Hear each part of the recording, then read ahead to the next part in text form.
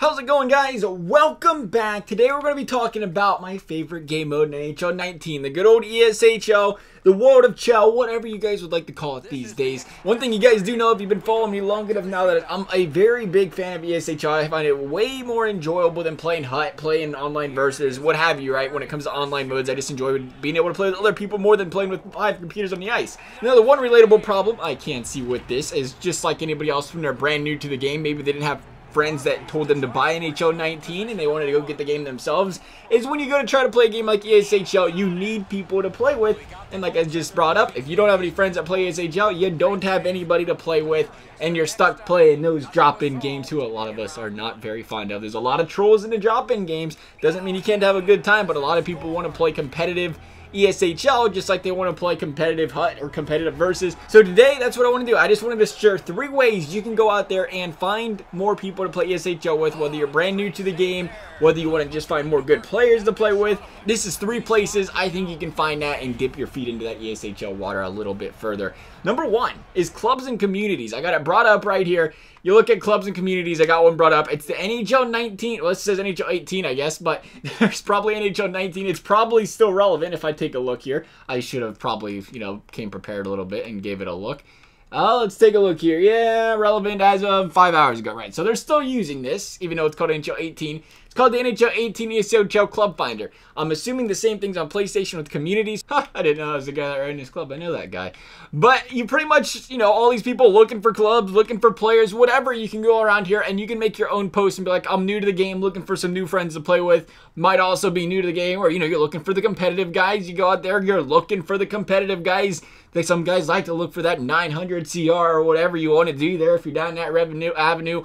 But regardless, it's, again, a way to find some new people to play with. You're definitely not the only one that's brand new to the game. And you're definitely not that first player trying to make that next step to find some better players to play with as well. Secondly is league sites. You've probably seen me play them before, like leaguegaming.com. There's also X1HL. It's I think that's the site's name. And then there's also French leagues like the DHL. Honestly, I couldn't tell you the name of that site. Not French. Don't understand it. But if you are French, and there are a lot of French hockey fans out there, that's a good site for people like that to play because, obviously French, and probably be a lot easier to speak your own language. I can relate. I really don't know French. I know oi oi. It's about it. But I do think this is one of the best places to go, is going on league sites like this. Not just because that's where I go or everything, but it's one of those things where people go there and you're kind of expected when you get a brand new player, they kind of expect you to be kind of, new to the play a little bit, so they're not as, where you go and drop in games, you drop it in the drop-ins and people are very like, you're bad at the game, quit the game, go back to playing Roblox, maybe some Minecraft, get out of here, like there are a lot more people like, oh, you're not that good, try doing this to get better, or, they're just not going to rip your ear off. I know a lot of people, that's not really fun to go in there, play with other people, and then they tell you how bad you are, and you're like, you know what, I think I know. I've had this game for like 2 days now. I'm very well aware, but I want to get better. The good place for it is those league sites like that. And then finally is Reddit. Most of us are familiar with what Reddit is, forum site. There's subreddits for a gazillion and a half things. They got a HUT subreddit. They also have an ESHL subreddit. Another place, you go post in the subreddit. A good place to say, hey, looking to play. I'm looking for some good players. I'm looking to be brand new. Usually the people in Reddit are pretty nice people as well. They'll give you a chance to play with them.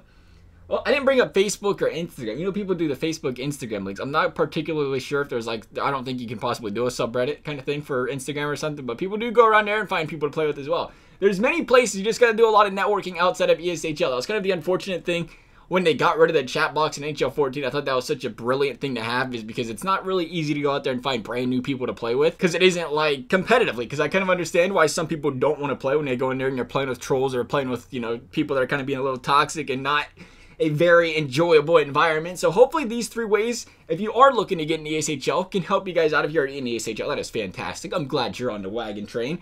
Wagon train. I think that's a thing. It is now.